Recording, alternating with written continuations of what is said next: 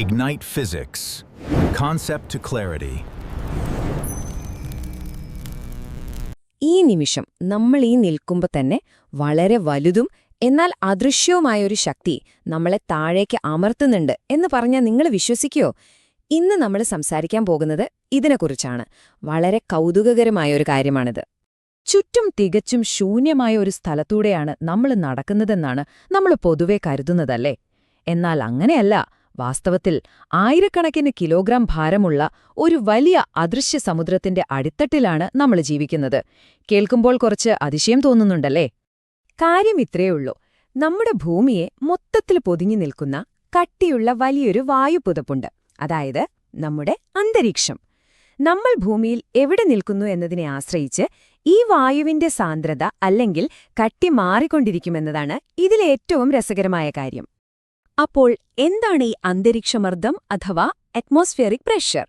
ഭൂമിയുടെ ഉപരിതലത്തിൽ ഒരു യൂണിറ്റ് വിസ്തീർണത്തിൽ താഴേക്ക് അമർന്നിരിക്കുന്ന ഈ വായുവിന്റെ വലിയ ഭാരത്തെയാണ് നമ്മൾ അന്തരീക്ഷമർദ്ദം എന്ന് വിളിക്കുന്നത്. ശാസ്ത്രജ്ഞർ ബാരോമീറ്റർ എന്ന ഉപകരണം ഉപയോഗിച്ചാണ് ഇത് അളക്കുന്നത്. ബാർ എന്നാണ് ഇതിന്റെ യൂണിറ്റ്.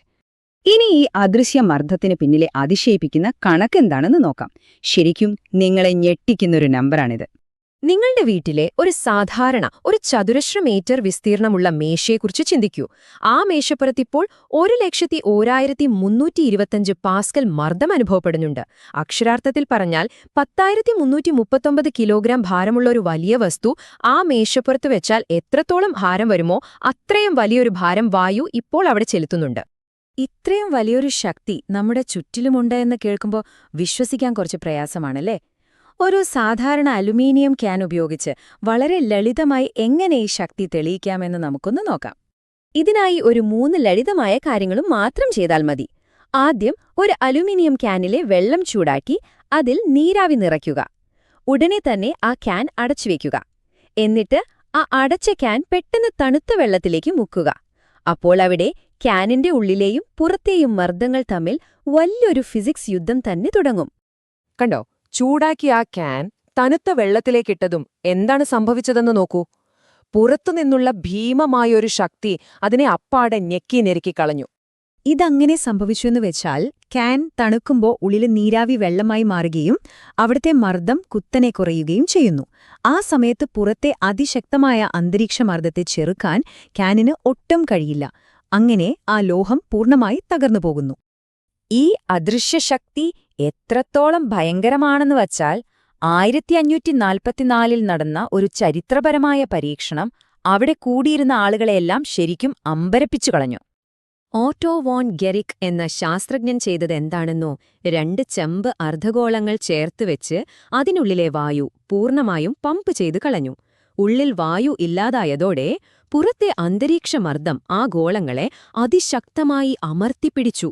വിപരീത ദിശകളിലേക്ക് വടിച്ച 2 വലിയ കുതിരസംഘങ്ങൾക്കുപോലും അതിനെ വലിച്ചു വേർപെടുത്താൻ സാധിച്ചില്ല എന്ന് പറയുമ്പോൾ ആലോചിച്ചു നോക്കൂ. എന്നാൽ ഒരു കാര്യമുണ്ട്. ഈ ശക്തി എല്ലായിടത്തും ഒരുപോലെയല്ല അനുഭവപ്പെടുന്നത്. ഉയരവും മർദ്ദവും തമ്മിൽ വളരെ പ്രധാനപ്പെട്ട ഒരു ബന്ധമുണ്ട്. ഭൂമിയുടെ ഉപരിതലത്തിൽ നിന്ന് മുകളിലേക്ക് പോകുന്തോറും അന്തരീക്ഷമർദ്ദം കുറഞ്ഞുകൊണ്ടിരിക്കും. ഇതാണ് ഇതിന്റെ അടിസ്ഥാന നിയമം. നമുക്ക് 2 സാഹചര്യങ്ങൾ തമ്മിലൊന്ന് താരതമ്യം ചെയ്യാം. സമുദ്രനിരപ്പിൽ നമ്മൾ ജീവിക്കുന്നത് വായുവിന്റെ അതിഭീമമായൊരു ഭാരത്തിന് താഴെയാണ്. എന്നാൽ മലമുകളിലേക്ക് പോകുമ്പോൾ നമുക്ക് മുകളിലുള്ള വായുവിന്റെ അളവ് കുറയുകയും പുറത്തുനിന്നുള്ള മർദ്ദത്തിന്റെ ആ വലിയ പുതപ്പ് കുറേക്കൂടി ലഘുവാകുകയും ചെയ്യുന്നു. ഈയൊരു മാറ്റം വളരെ കൗതുകകരമായ ഒരു ബയോളജിക്കൽ ചോദ്യത്തിലേക്ക് നമ്മളെ എത്തിക്കുന്നുണ്ട്. പർവ്വതാരോഹകർ വളരെ ഉയരങ്ങളിലെത്തുമ്പോൾ പലപ്പോഴും അവരുടെ മൂക്കിൽ നിന്ന് രക്തം വരാറുണ്ട്. അതെന്തുകൊണ്ടാണെന്ന് എപ്പോഴെങ്കിലും ചിന്തിച്ചിട്ടുണ്ടോ? വളരെ ഉയരങ്ങളിലെത്തുമ്പോൾ പുറത്തെ അന്തരീക്ഷമർദ്ദം വല്ലാതെ കുറയും. പക്ഷേ നമ്മുടെ ശരീരത്തിനുള്ളിലെ രക്തസമ്മർദ്ദം അഥവാ ബ്ലഡ് പ്രഷർ സമുദ്രനിരപ്പിലേതുപോലെ ശക്തമായി തന്നെ തുടരുകയാണ്. അപ്പോൾ എന്ത് സംഭവിക്കും? ഉള്ളിലെ പ്രഷർ കൂടുതലും പുറത്തെ പ്രഷർ കുറവുമാകുമ്പോൾ രക്തം ശക്തമായി പുറത്തേക്ക് തള്ളുകയും അത് മൂക്കിലെ ചെറിയ രക്തക്കുഴലുകൾ പൊട്ടാൻ കാരണമാവുകയും ചെയ്യുന്നു. ശരി, ഇനി നമുക്ക് മലമുകളിൽ നിന്ന് താഴേക്ക് വരാം. നമ്മുടെ ഡെയിലി ലൈഫിൽ ഈ അദൃശ്യശക്തിയെ നമ്മൾ പോലും അറിയാതെ എങ്ങനെയൊക്കെയാണ് പ്രയോജനപ്പെടുത്തുന്നത് എന്ന് നോക്കാം. ജനലുകളിലും ടൈലുകളിലുമൊക്കെ നമ്മൾ ഒട്ടിച്ചുവെക്കുന്ന റബ്ബർ സക്കറുകളില്ലേ, അതിനുള്ളിലെ വായു നമ്മൾ അമർത്തി പുറത്തു കടയുമ്പോൾ അതിനെ ഭിത്തിയിലേക്ക് ശക്തമായി ഒട്ടിച്ചു നിർത്തുന്നത് സാക്ഷാൽ അന്തരീക്ഷമർദ്ദമാണ്, അല്ലാതെ റബ്ബർ സക്കറിനെ തനിയെ ഒട്ടിപ്പിടിക്കാനുള്ള കഴിവൊന്നുമില്ല കേട്ടോ. നമ്മൾ സ്ട്രോ ഉപയോഗിച്ച് ജ്യൂസ് കുടിക്കുന്ന കാര്യവും ഇതുതന്നെയാണ്. നമ്മൾ ഒരു കാന്തം പോലെ ജ്യൂസിനെ വലിച്ചെടുക്കുകയല്ല ചെയ്യുന്നത്. പകരം നമ്മൾ സ്ട്രോയിലെ വായു വലിച്ചെടുക്കുമ്പോൾ അവിടെ മർദ്ദം പെട്ടെന്ന് കുറയുന്നു. ആ ഗ്യാപ്പിലേക്ക് പുറത്തുള്ള ഉയർന്ന അന്തരീക്ഷമർദ്ദം ആ ജ്യൂസിനെ സ്ട്രോയിലൂടെ നിങ്ങളുടെ വായിലേക്ക് തള്ളിക്കയറ്റുകയാണ് ചെയ്യുന്നത്. എത്ര ലളിതമാണല്ലേ? അപ്പോ ഇന്നത്തെ എക്സ്പ്ലെയിനർ അവസാനിപ്പിക്കുന്നതിനു മുൻപ് നിങ്ങളെ ചിന്തിപ്പിക്കുന്ന ഒരു വലിയ ചോദ്യം ഞാൻ ചോദിക്കാൻ ആഗ്രഹിക്കുന്നു. ആയിരക്കണക്കിന് കിലോഗ്രാം ഭാരമുള്ള ഈ വായുസമുദ്രത്തിന്റെ അടിത്തട്ടിലാണ് നമ്മൾ ഓരോരുത്തരും ജീവിക്കുന്നതെങ്കിൽ എന്തുകൊണ്ടാണ് നിങ്ങളുടെ ശരീരം ആ ക്യാൻ പോലെ തകർന്നു പോകാത്തത്? നമ്മുടെ ശരീരത്തിനുള്ളിലെ മർദ്ദവും പുറത്തെ അന്തരീക്ഷ മർദ്ദവും തമ്മിലുള്ള അതിശയിപ്പിക്കുന്ന ഒരു സന്തുലിതാവസ്ഥ കാരണമാണ് നാം സുരക്ഷിതരായിരിക്കുന്നത്. അതിനെക്കുറിച്ച് നിങ്ങൾ തീർച്ചയായും ഒന്ന് ആലോചിച്ചു നോക്കുക. വീണ്ടും കാണാം.